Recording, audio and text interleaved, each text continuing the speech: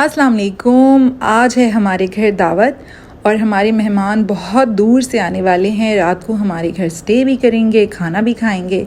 तो मैंने कहा क्यों ना अपना दावत का मेन्यू और रूटीन आपसे भी शेयर करूं। अपनी दावत के मेन्यू में जो चीज़ें मैं बनाने वाली हूं वो सब कुछ तो मैंने मेंशन कर दी हैं। सबसे पहले मैंने कहा कि मीठा तैयार कर लेते हैं और मीठे में मैं बना रही हूँ मैंगो डिलाइट, क्योंकि घर में आम काफ़ी क्वांटिटी में रखे हुए थे और मैं ज़्यादातर कोशिश कर रही हूँ कि दावत में वो चीज़ें इस्तेमाल करूँ जो मुझे बाहर से ना मंगवानी पड़े, बल्कि घर का ही राशन पानी जो है वो यूटिलाइज़ हो जाए। तो सबसे पहले मैंगो डिलाइट के लिए मैं इस तरह से मैंगो क्यूब्स में कट करके और ग्राइंडर में उन्हें डाल के और अच्छी तरह से ग्राइंड कर लूँगी। मेरी इस दावत के व्लॉग की ख़ास बात यह है कि तमाम चीज़ें मैं वो इस्तेमाल कर रही हूँ जो ज़्यादातर मेरे घर में मौजूद हैं। बाहर से बहुत ज़्यादा शशकों वाले आइटम्स मैंने नहीं मंगवाए हैं, इसीलिए मेरा ये जो दावत का मेन्यू है ये बिल्कुल इन बजट है। और ये जो बजट सेव करके घर में खाना वगैरह अरेंज करना चाहते हैं, डिनर अरेंज करना चाहते हैं, उनके लिए बहुत ही आइडियल मेन्यू है और बहुत ही आइडियल रेसिपीज़ भी हैं। इसमें सबसे पहले मैंने एक बाउल में जो क्रीम का हाफ़ पैकेट होता है वो लेके और उसे अच्छी तरह से मैं जो है वो मिक्स करूँगी इस तरह मिक्सी की मदद से, और उसमें मैं मैंगो का जो भी पल्प मैंने बनाया है वो शामिल कर लूँगी और हाफ़ पैकेट क्रीम मैं रिज़र्व करके रख लूँगी। जो मैं फ़ाइनल लेयर इस मीठे की बनाऊँगी उसमें मैं सिर्फ क्रीम ऐड करूँगी। तो जो हाफ़ पैकेट क्रीम मेरी रह गई थी उसमें मैं हाफ़ अ कप पिसी हुई चीनी शामिल करके और उसे अच्छी तरह से जो है वो इस तरह से मिक्स करके रख दूंगी। उसके बाद मैं मैरी बिस्किट्स की एक लेयर लगाऊंगी। इसमें मैंने बिस्किट्स को मैंगो पल्प के जो मिक्सचर है उसमें डिप नहीं किया था, लेकिन अगर डिप कर लेंगी तो और भी अच्छा टेस्ट आएगा। और इसको मैं इस तरह से किसी भी चीज़ की मदद से थोड़ा सा क्रश कर लूँगी।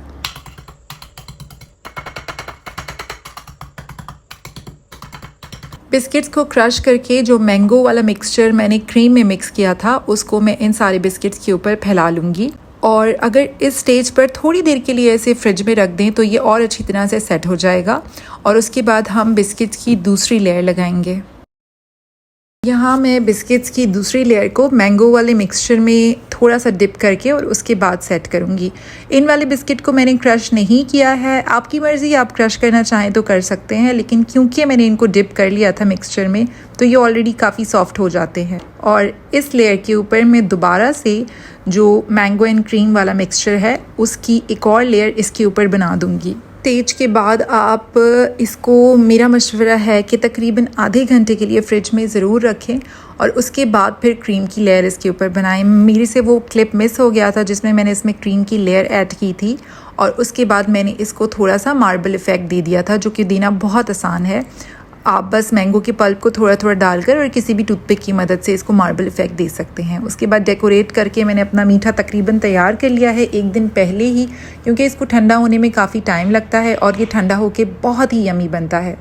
दूसरी तरफ मैंने अपने जो है वो निहारी चढ़ा दी थी। निहारी मैं बीफ के गोश्त की बना रही हूँ। मैंने बॉन्ग का गोश्त 1 किलो इसमें इस्तेमाल किया है।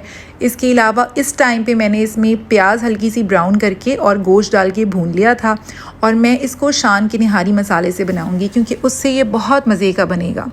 पहले मैं लहसुन अदरक डालकर गोश्त की थोड़ी सी बुनाई करूँगी और इस स्टेज पर मैं इसमें शान वाला निहारी मसाला इस्तेमाल करूँगी। मैं निहारी बहुत मज़े की बनाती हूँ और उसकी ट्रिक ये है कि मैं जो मसाला है उसको बहुत कम क्वांटिटी में इस्तेमाल करती हूँ, क्योंकि अगर 1 किलो गोश्त में आप पूरा पैकेट डाल देंगे जो कि डब्बे पे मेंशन किया होता है तो उससे मिर्चें बहुत तेज़ हो जाती हैं। तो मैं आधा पैकेट हमेशा डालती हूँ 1 किलो में, और 2 किलो में फिर मैं पूरा पैकेट डालती हूँ।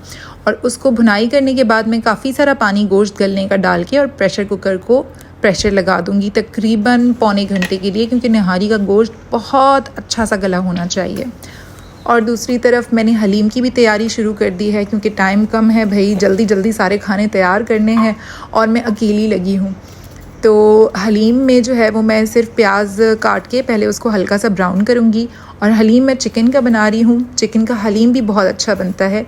इसको भी मैं शान वाले हलीम मिक्स का जो पैकेट है उससे बनाती हूँ, लेकिन मैं इसमें कुछ अपने टिप्स एंड ट्रिक्स शामिल करती हूँ जिससे मेरा जो हलीम है वो बहुत मज़े का हमेशा बन के रेडी होता है। तो इसमें मैं प्याज को ब्राउन करके और उसके बाद चिकन इसमें शामिल कर दूँगी। चिकन मैंने तकरीबन 375 ग्राम इसमें शामिल किया है, यानी 1 किलो से तकरीबन 1 पाव कम चिकन मैंने शामिल किया है और इसको मैं अच्छी तरह से इसकी भुनाई करूँगी। अच्छा, हलीम स्पेशल वाले पैकेट में एक दालों का अलग से पैकेट मिलता है, लेकिन सिर्फ उसको शामिल करने से जो हलीम है वो उसकी कंसिस्टेंसी पतली पतली होती है। तो हमेशा मैं चने की दाल और माश की दाल आधा आधा कप ज़रूर भिगो के रखती हूँ। सबसे पहले मैं इसमें लहसुन अदरक डालकर इसकी भुनाई करूँगी और इसमें जो हलीम मिक्स का मसाले वाला पैकेट है उसको भी मैं आधा शामिल करूँगी, क्योंकि इन मसालों में मिर्चें बहुत तेज़ होती हैं। और साथ ही मैं जो चना और माश की दाल भिगो के रखी हुई है वो इसमें शामिल करके और इन सारी चीज़ों को गलने के लिए छोड़ दूँगी।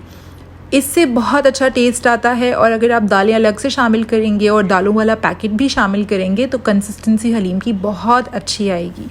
दूसरी तरफ मैंने चपली कबाब के लिए भी प्रिपरेशन शुरू कर दी थी। उसके लिए मैंने 2 अदद प्याज लेकर उसको चॉपर में अच्छी तरह से पीस लिया था और उसके बाद मैंने छन्नी में इसका पानी निकालने के लिए रख दिया है, क्योंकि चपली कबाबों में प्याज का पानी हमेशा निचोड़ के डालना चाहिए। अगर आपके पास कोई मलमल का कपड़ा हो तो आप उसमें भी प्याज रख सकते हैं। इसके अलावा मैंने टमाटर भी बहुत छोटे छोटे काट लिए थे। टमाटर तकरीबन इतने छोटे छोटे आपने बारीक काटने हैं और इनको भी फिर आपने निचोड़ के डालना है।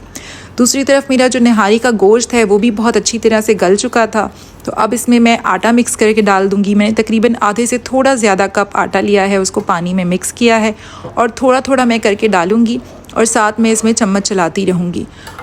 आटा मिक्स करने के बाद फिर मैंने इसको आधा कप तेल में प्याज ब्राउन करके और तड़का लगा दिया था। मेरी निहारी जो है वो बहुत अच्छी सी बनी है। इसको जो है आपने थोड़ा सा कम थिक रखना है, जैसे लोग बहुत ज़्यादा गाढ़ा कर देते हैं, क्योंकि निहारी ठंडी होने के बाद भी काफ़ी गाढ़ी होती है। और निहारी मैंने सबसे पहले इसलिए तैयार कर ली थी क्योंकि जो रखी हुई निहारी होती है उसका बहुत अच्छा टेस्ट आता है। तो मैंने निहारी सबसे पहले तैयार करके उसे निकाल के थोड़ा ठंडा होने के लिए रख दिया था। उसके बाद जो इसका तेल ऊपर आता है वो भी आप निकाल सकते हैं, और जितना निहारी को रख के खाया जाए उतना ज़्यादा इसका जो है वो जायका अच्छा आता है। तो तकरीबन मेरी एक डिश तैयार हुई और उसके बाद मेरे ऊपर से जो टेंशन है खाना जल्दी जल्दी तैयार करने की वो भी ख़त्म हुई। अब जो हलीम के लिए मैंने दालें और चिकन का बैटर बनाया हुआ था जो दूसरी तरफ चूल्हे पे पक रहा है, उसको मैं कुकर में शिफ्ट कर दूंगी, क्योंकि मेरे पास टाइम बहुत कम है और काम बड़ी जल्दी जल्दी निपटाने हैं। तो अगर उसको मैं 10 से 15 मिनट भी प्रेशर लगा दूंगी तो सारी दालें बहुत अच्छी तरह गल जाएंगी और चिकन भी उसकी बहुत अच्छी तरह से टेंडर हो जाएगी। इस साइड पे मैं काबुली पुलाव के लिए मसाला तैयार कर रही हूँ, जिसमें मैंने साबुत काली मिर्च, लौंगें, ज़ीरा, बड़ी इलायची और तेज़पात और दालचीनी शामिल की है। इन सारे मसालों को मैं बहुत अच्छी तरह से ग्राइंड कर लूँगी, जो कि काबुली पुलाव का मसाला है और मैं ख़ुद बनाती हूँ। जो काबुली पुलाव का असल टेस्ट है वो इन्हीं गरम मसालों की खुशबू से आता है। इन मसालों को तैयार करके मैं साइड पे रख लूँगी और काबुली पुलाव के लिए मैंने यहाँ पर प्याज ब्राउन करने के लिए रख दिए हैं। मुझे घी थोड़ा कम लग रहा था तो मैंने मज़ीद थोड़ा सा घी इसमें शामिल किया है। आधे कप से थोड़ा सा ज़्यादा घी आप काबुली पुलाव के लिए ले सकते हैं। मैंने 5 कप चावल काबुली पुलाव के लिए लिए हैं, जो चाय वाला कप होता है। प्याज इस तरह से मैंने 1.5 प्याज लिया है, एक बड़ा प्याज और एक दरमियानी साइज़ का प्याज। उसको काट के मैं ब्राउन करने के लिए रख दूँगी। इसमें मैं बहुत ज़्यादा मसाले ऐड नहीं करती हूँ। काबुली पुलाव के लिए जो गोश्त था उसको मैंने पहले से सिर्फ नमक डाल के बॉईल करके रख लिया था और मैं मटन का गोश्त इसमें इस्तेमाल कर रही हूँ। दूसरी तरफ यहाँ हलीम भी मेरी बहुत अच्छी सी जो दालें हैं वो टेंडर हो गई थी। चिकन की मैंने हड्डियाँ अलग करके बोटियाँ थोड़ी सी ग्राइंड कर ली थी। अच्छा, चिकन बहुत ज़्यादा ग्राइंड नहीं करनी, बस 2-4 सेकंड के लिए आपने अच्छी सी ग्राइंड करनी है, क्योंकि मुझे जो हलीम है वो रेशेदार पसंद है। इसमें मैं 1.5 चमचा गरम मसाले का शामिल करूँगी, इससे बहुत अच्छा टेस्ट आता है। जो स्पेशल मसाले होते हैं उनको तो मैं शामिल करती हूँ, लेकिन अपनी भी टिप्स साथ साथ मैं रखती हूँ, तो इस वजह से जो है जायकेदार चीज़ें बन के रेडी होती हैं। और नमक मुझे कम लग रहा था तो नमक भी मैं साथ शामिल कर दूंगी। और याद रखिएगा, हलीम हमेशा रेशेदार बहुत अच्छा लगता है। बिल्कुल से जो लोग ग्राइंडर इस्तेमाल करके पतला पतला कर देते हैं, उससे हलीम का ना वो टेस्ट आता है ना उसकी वो कंसिस्टेंसी रहती है। काबुली पुलाव के लिए मैंने यहाँ गोश्त को प्याज के साथ भूना था, साथ में लहसुन अदरक का पेस्ट डाला था, 2 टमाटर मैंने काट के डाले हैं, 1 हरी मिर्च शामिल की है और इसको मैं अच्छी तरह से इसकी भुनाई कर दूंगी। क्योंकि टाइम बहुत कम है, चीज़ें साथ साथ बन रही हैं, इस वजह से मैं भी जल्दी जल्दी रेसिपीज़ आपके साथ शेयर कर रही हूँ। और जो गरम मसाले का पाउडर था वो मैंने आधा जो है वो इसमें इस स्टेज पर शामिल किया था और बाकी आधा चावलों को जब दम लगाने लगूंगी तो उससे पहले मैं शामिल करूँगी। आपको पता है काबुली पुलाव में गाजरें और किशमिश फ्राई होती हैं, तो वो भी मैं आगे चल के आपको दिखाऊंगी। तो यहाँ पर मैं गोश्त की कर लूँगी अच्छी सी भुनाई और उसके बाद चावल जितने लिए हैं उससे डबल मैं इसमें पानी शामिल करूँगी और उसके बाद काबली पुलाव का मिक्सचर भी ऑलमोस्ट रेडी हो जाएगा। चावल मैंने समझे गेस्ट्स के आने से तकरीबन 1 से 1.5 घंटा पहले बना लिए थे, क्योंकि चावल हमेशा गरम गरम ही अच्छे लगते हैं। और चावलों के लिए मैंने इस तरह पानी डाल दिया था। दूसरी तरफ हलीम को तड़का लगाने की तैयारी चल रही है, तो उसके लिए मैंने काफ़ी सारा प्याज ब्राउन करने के लिए रख दिया है, जिसमें आधा प्याज मैं हलीम को तड़का लगाते हुए शामिल करूँगी और बाकी आधा प्याज मैं बाद में डेकोरेशन के लिए रख लूँगी।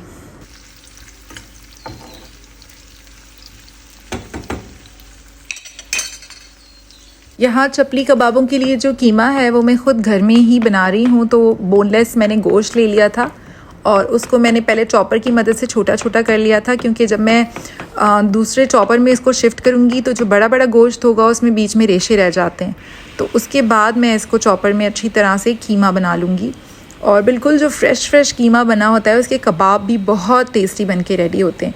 चपली कबाबों के लिए ये याद रखिएगा कि आपने चर्बी कम से कम इस्तेमाल करनी है। अलग से चर्बी में आप फ्राई कर सकते हैं, लेकिन कीमे में चर्बी ना शामिल करिएगा। अच्छा, इसमें जो मैंने पिसी हुई प्याज का मिक्सचर है वो डाला था, साथ टमाटर मैंने निचोड़ के डाल दिए, इसमें भुना हुआ कुटा हुआ ज़ीरा और साथ साबुत धनिया जो है उसको मैंने पीस के शामिल किया था, और इसके अलावा नमक मैंने इसमें शामिल किया था और मकई का आटा शामिल किया था। यहाँ जी काबली पुलाव के लिए किशमिश मैं ऑलरेडी फ्राई कर चुकी थी और अब मैं गाजरें फ्राई करके रख लूँगी। दूसरी तरफ आप देख सकते हैं कि काबली पुलाव के लिए जो पानी है चावलों के लिए वो बॉईल हो रहा है। तो बस अब फाइनल टाइम है, टाइम कम है और चीज़ें बस इनकी फ़ाइनल शेप में लाने के लिए मैं तैयारी कर रही हूँ, क्योंकि अब गेस्ट कुछ ही देर में पहुँचने वाले थे। तो यहाँ पर जो चपली कबाब थे उनके कबाब मैंने तैयार कर लिए थे और उनको मैं फ़्राई करने के लिए रख देती हूँ। और यहाँ पर जो साथ मेरे हेल्पर थे उन्होंने मुझे मशवरा दिया कि चपली कबाब के साथ हमेशा थोड़े से टमाटर मोटे मोटे काट के और थोड़ी सी जो हरी मिर्चें हैं साबुत उनको कट लगा के और उनके बीज निकाल के उसको भी साथ फ्राई किया करें और उसको साथ सर्व किया करें, तो उसकी जो लुक है वो भी बहुत अच्छी आती है। साथ टेस्ट भी दोनों को अगर मिक्स करके खाएं तो बहुत अच्छा आता है।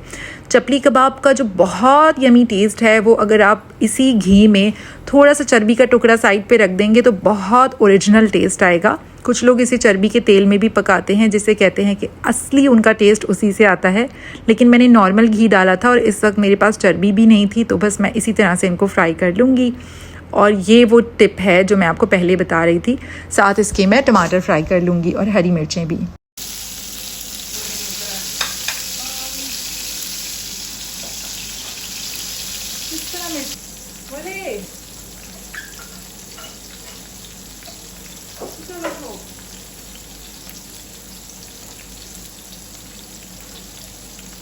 ये देखें, अगर ऐसे ही इसको देखा जाए तो इसकी कितनी मज़े की लुक लग रही है। अब मेरा जो बिल्कुल फ़ाइनल का टाइम है वो आ गया है। गेस्ट मेरे हस्बैंड ने मुझे कहा कि 15 मिनट में पहुंचने वाले हैं। मैंने जल्दी से टेबल सेट करना है, उसकी वीडियो रिकॉर्ड करनी है और फिर मुझे डर लग रहा है कि चीज़ें ज़्यादा ठंडी ना हो जाएँ, फिर उन्हें दोबारा गर्म करना पड़ेगा। तो जब दावतें होती हैं घर में तो ये सारी चीज़ें भी चलती रहती हैं। आपको टेंशन भी होती है कि घर हमारा ठीक है, चीज़ें हमारी सही से सेट हो जाएँ, सैलेड जल्दी से बनानी है, रायता जल्दी से तैयार करना है और बहुत सारी चीज़ें माइंड में होती हैं कि टेबल डेकोर ठीक हुआ है या नहीं। तो निहारी में मैंने इस तरह से अदरक हरा धनिया डालकर निहारी रख दी थी, फिर हलीम मैंने रख दिया था, फिर काबुली पुलाव जो है उसको मुझे बहुत ज़्यादा इंटरेस्ट होता है कि काबुली पुलाव की जो प्रेजेंटेशन है वो बहुत अच्छी और ओरिजिनल होनी चाहिए। तो जो मेरे मामू और इनकी फैमिली आए थे उन्होंने मुझसे कहा था कि अरे ये तो वो पठानों वाला पुलाव है ना जो तुम लोग बनाते हो। तो मैंने उनसे कहा कि हाँ, मतलब मैं चाहती हूँ कि जो लोग देखें उससे स्पेशल जो एक ट्रेडिशनल फीलिंग काबुली पुलाव की आती है वही आए। और मैं हमेशा जब पुलाव निकालती हूँ तो चावल मैं नीचे रखती हूँ और गोश्त मैं ऊपर रखती हूँ, तो इससे जो निकालने वाले उन्हें बोटियाँ ढूंढने में मुश्किल नहीं होती। और उसके बाद इसे ऊपर गाजर और किशमिश से मैं डेकोरेट कर दूँगी। तो बहुत अच्छी फीलिंग होती है। दावतें ऑर्गेनाइज़ करना मुझे बहुत पसंद है, लोगों के लिए खाना बनाने का मुझे बहुत ज़्यादा शौक़ है। और मैं ख़ुद भी रेडी हो गई थी, साथ साथ बस मेरे बाल डन नहीं हुए थे क्योंकि बहुत जल्दी में सारा कुछ हुआ था। बाद में मैंने कहा कि चलें ये तो होता ही रहेगा। यहाँ पर सिर्फ मैंने चपली कबाब नहीं अभी रखे और मीठा मैंने अभी नहीं रखा क्योंकि बहुत जल्दी मची हुई थी। तो बस जो खाने थे वो मैंने इस तरह से सेट कर लिए। जो ज़रूरत की चीज़ें थी जैसे टूथपिक, काली मिर्च, नमक वगैरह वो मैंने रखी। साथ टिश्यू पेपर का डब्बा ज़रूर रखा करें। तो बस ये हमारा दावत का जो एक ओवरऑल फ़ाइनल टेबल लुक है वो है। साथ में चीज़ें आगे पीछे करके जो एक फ़ाइनल लुक है वो एक देना चाह रही हूँ। तो आई होप आपको जो मेरा ये व्लॉग है ये पसंद आया होगा। अगर पसंद आया है तो मेरे चैनल को प्लीज़ सब्सक्राइब ज़रूर करिएगा। और इस वीडियो के बिल्कुल आखिर में मैं आपको एक बहुत मज़े का क्लिप दिखाने वाली हूँ। इसी दिन जो रात को बहुत मज़ेदार सी बारिश हुई थी और बारिश के बाद हमारा जो लॉन है वो इतना खूबसूरत लग रहा था और हमारी दावत को भी 4 चांद लग गए थे। तो बस वीडियो को एंजॉय किया है तो ज़रूर लाइक एंड सब्सक्राइब करें, कमेंट करें, अपना बहुत ख्याल रखें। बारिश की वीडियो ज़रूर देखिएगा। अपना ख्याल रखें। अल्लाह हाफिज़।